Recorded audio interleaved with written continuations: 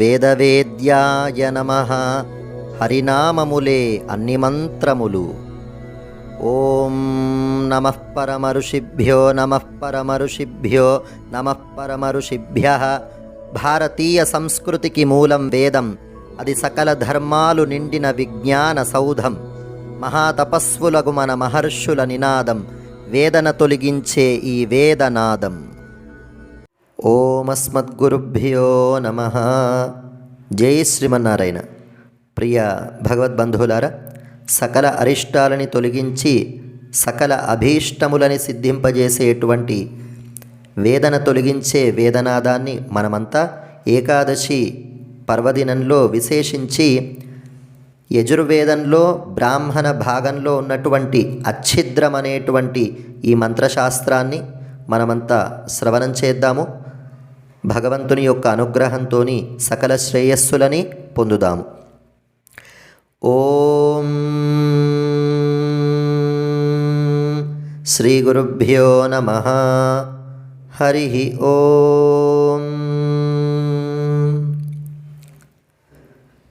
ఓం సర్వాన్ వా యేషో అగ్నౌ కామాన్ ప్రవేశయతి యో అగ్నినన్వాధాయ వ్రతముపైతి సయదనిష్ట్వా ప్రయాయాత్ అకామప్రీతా ఏనం కామానను ప్రయాయుః అతేజా అవీర్యస్యాత్ సజుహుయాత్ తుభ్యంతా అంగిరస్తమా విశ్వా సుక్షితయః పృథక్ అగ్నే కామాయయేమిర ఇతి కామానేవాస్మిన్ దధాతి కామప్రీతా ఏనం కామా అనుప్రయాంతి తేజస్వీ వీర్యావాన్ భవతి సంతతిర్వా ఏషా యజ్ఞస్య యో అగ్నినన్వాధాయ వ్రతముపైతి సయదుద్వాయతి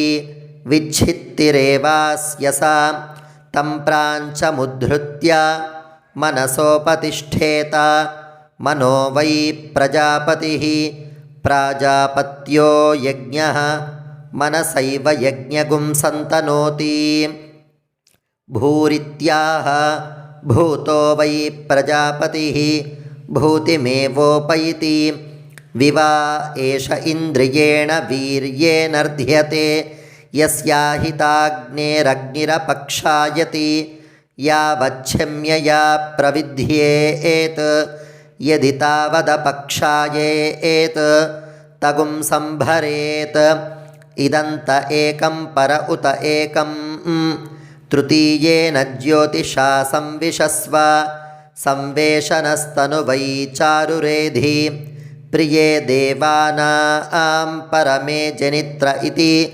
బ్రహ్మణైవైనగుం సంభరతి సైవ తతః ప్రాయశ్చిత్తిః యది పరస్తరామపక్షాయేత్ అనుప్రయాయావస్యేత్ సో ఏవ తతః ప్రాయశ్చిత్తిః ఓషధీర్వా ఏతస్య పశూన్పయః ప్రవిశతి యస్య హవిషే వత్సా అపాకృతా ధయంతి తాన యద్దుహ్యాత్ యాతజా ఆమ్నా హవిషా యజేత యన్న దుహ్యాత్ యజ్ఞపరురంతర్యాత్ వాయవ్యాయ వాగోన్నిర్వపేత్ వాయుర్వై పయసః ప్రదాపయితా స ఏవాస్మై పయః ప్రదాపయతి పయో వా ఓషధయః పయః పయః పయసైవాస్మై పయో వరుంధే అథోత్తరస్మై హవిషే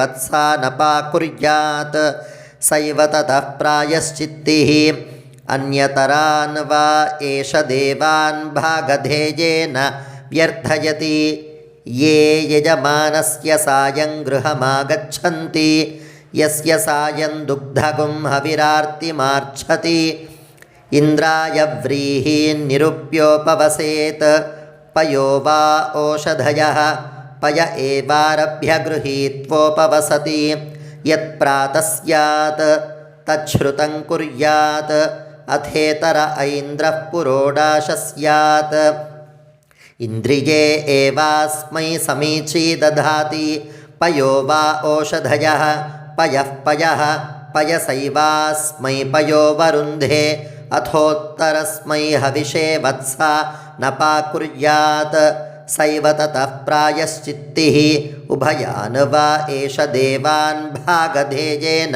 व्यर्थयति ये यजमानस्य सायञ्च प्रातश्च गृहम गच्छन्ति यस्योभयगुं हविरार्तिमार्च्छति